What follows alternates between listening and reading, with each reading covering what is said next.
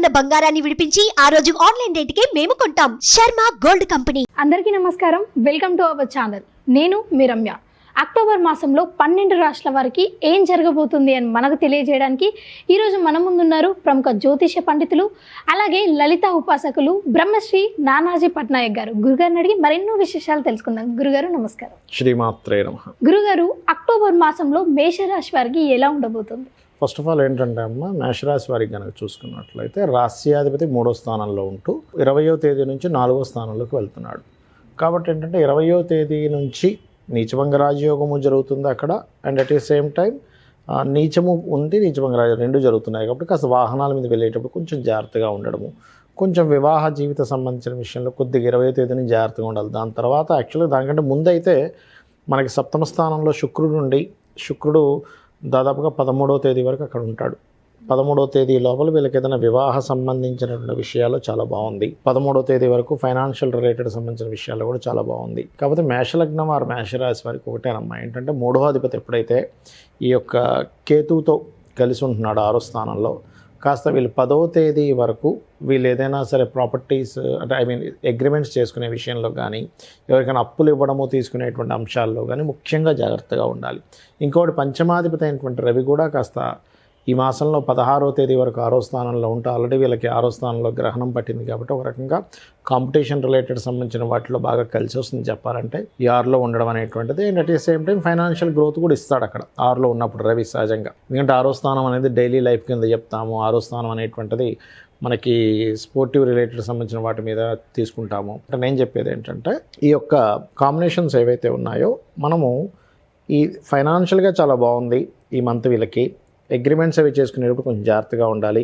20వ తేదీ నుంచి ఎప్పుడైతే కుజుడు మారుతున్నాడో వాహనాల మీద వెళ్ళేటప్పుడు అది కొంత జాగ్రత్త వహిస్తూ ఉండాలి.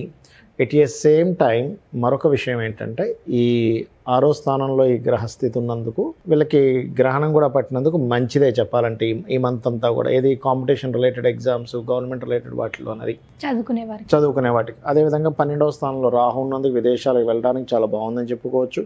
మరియు కేవలం బిజినెస్సే కాకుండా ఉద్యోగం కూడా చేసేటువంటి ఏర్పాటు వీళ్ళకి, అంటే వీళ్ళకి ఆ రకమైనటువంటి పాజిటివ్ చేంజ్ అనేటువంటిది ఉందని చెప్పుకోవచ్చు. ఇవి ముఖ్యంగా చేసుకుంటూ వీళ్ళు ఈ మాసంలో ముఖ్యంగా గణపతి ఆరాధన మరియు సూర్య ఆరాధన చేసుకోవడం అనేటువంటిది మంచిది.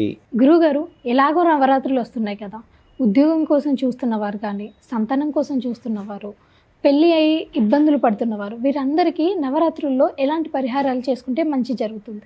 ఒకటేనమ్మా, నవరాత్రులు అంటేనే మనకి ఇంకా అద్భుతమైనటువంటి కాలం. అమ్మవారి యొక్క అనుగ్రహం ఎక్కువగా ఉండేటువంటి సమయం అంటారు ఈ నవరాత్రుల్ని. ఈ సమయంలో ఏంటంటే లలితా సహస్రనామాల్లో కొన్ని నామాలు ఉన్నాయి. ఇప్పుడు ఉదాహరణకి అప్పుల బాధలు చాలా ఎక్కువ మందికి ఉంటాయి.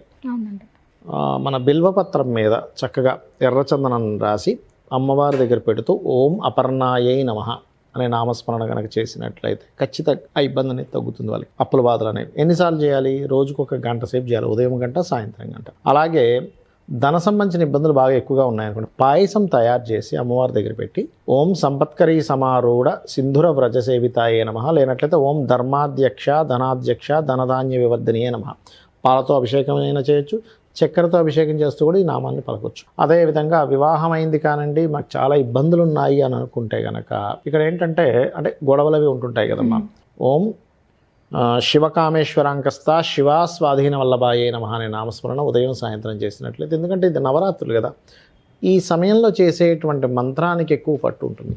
అలాగే మరొకటి ఏంటంటే ఉదాహరణకి ఉద్యోగం రావట్లేదు అనుకుంటే కనుక ఓం శ్రీమాత శ్రీ మహారాజ్ని శ్రీమత్ సింహాసనేశ్వరి నమః, లేనట్లయితే ఓం మాణిక్య మకుటాకార జానుద్వయ విరాజితాయే నమః చేసుకోవచ్చు.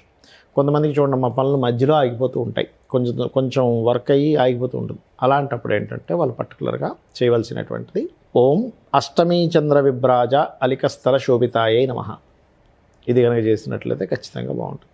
ఇలా ఏంటంటే ఒక్కొక్క దానికి ఒక్కొక్కటి, కొంతమందికి హెల్త్ ఇష్యూస్ ఉంటాయి, అలాంటి వాళ్ళకి ఏంటంటే పర్టికులర్గా ఓం సర్వవ్యాధి ప్రశమని సర్వమృత్యు నివారణి అగ్రగణ్య చింత్యరూప కలికల్మశనాశిని నమః.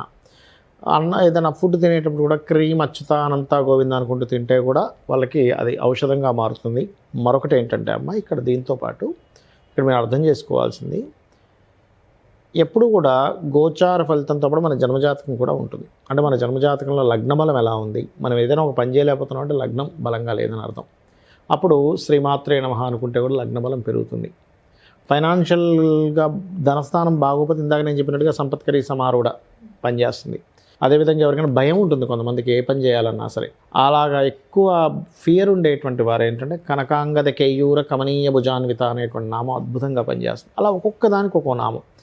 పలానా దానికి అమ్మవారి యొక్క రూపాల్లో పలానా రూపంగా ఉంటూ పలానా శక్తి కలిగి ఉందని అమ్మవారు అని చెప్పి మనం కనుక ఎప్పుడైతే కీర్తిస్తామో ఆ శక్తి మనకు వస్తుందమ్మా. కాబట్టి ఏంటంటే ఒకటే జాతకం ఎలా ఉంది, లేకపోతే నాకు వాస్తు బాలేదేమో, అమ్మో నేను ఇది చేయలేనేమో అది చేయలేమో, అవన్నీ కాకుండా ఏంటంటే నేను అమ్మవారిని నమ్ముకున్నాను, అమ్మవారే నాకు మొత్తం దారి చూపిస్తుంది అనేటువంటి భావనతో ఎవరైతే మంత్రాన్ని చేస్తారో, అంటే అమ్మవారిని స్మరించడం, మంత్రం అంటే ఇక్కడ ఏం లేదు, అమ్మవారిని మనస్ఫూర్తిగా స్మరించడం. ఇక్కడ మీకు రూపాయి ఖర్చు అవ్వద్దు దీనివల్ల, అంతే కదమ్మా. మీరేమీ అక్కడికి వెళ్ళి ఇంకో 1000 లక్షలు పెట్టి పూజలు చేయించుకోవాల్సిన అవసరం లేదు. అంటే చేయడం తప్పని నేను చెప్పట్లే. హోమాలు యజ్ఞాలు ధనం ఉన్నవాళ్ళు చేయండి, ఎందుకంటే లోక జ్ఞానం కోసం చేయాలి. ఎందుకంటే మనకి దేవతలు స్వీకరిస్తారు, దాని ద్వారా విశ్వం బాగుంటుంది. కాకపోతే ఏంటంటే ఇప్పుడు ధనం లేదు, ముందే ఉద్యోగం లేదు, ఈయన అన్నన్ని వేలు పెట్టి ఎక్కడ చేయించుకుంటాడు. కాబట్టి చక్కగా నవరాత్రుల్లో ఈ మంత్రం చేసుకోవడం ద్వారా వాళ్ళకి ఉపశమనం అనేటువంటిది ఖచ్చితంగా లభిస్తుంది. అయితే ఇక్కడ ఏంటంటే లేడీసు ఖచ్చితంగా రోజు తలస్నానం చేయాల్సిన అవసరం లేదు. మొదటి రోజు చేసి తర్వాత శిరస్నానం చేయొచ్చు. జెంట్స్ మాత్రం నిత్యము తలస్నానం చేయమని చెప్పారు. వస్త్రం ఖచ్చితంగా ఉండాలి స్నానం చేసేటప్పుడు. ఎందుకంటే మనం ఏమనుకుంటామంటే పూజ చేస్తున్నాం, మంత్రం చేస్తున్నాం, ఫలితం రావట్లేదు అనుకో, వస్త్రం లేకుండా చేస్తారు, దానివల్ల ఫలితం రాదు. ఇలాగ అనేకమైనటువంటి తప్పులు జరుగుతుంది. ఆ తప్పులు ఏమీ జరగకుండా ఇలా చేసినట్లయితే అన్ని విధాలా బాగుంటుంది. గురుగారు, ఎంతో చక్కటి విలువైన సమాచారాన్ని మా ప్రేక్షకులకు అందజేశారు. మీకు ధన్యవాదాలు. శ్రీమాత్రే నమః.